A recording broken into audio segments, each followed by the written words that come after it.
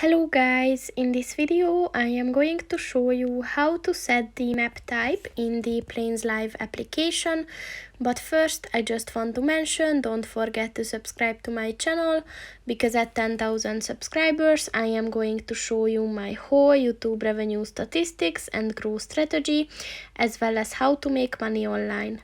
Let's jump into it.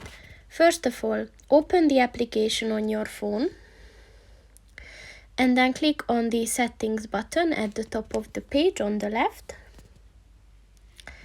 and then at the custom settings section click on the maps button, and within this section click on the map type button, and as you can see there are three options that you can choose from, so just set the one that you want to use.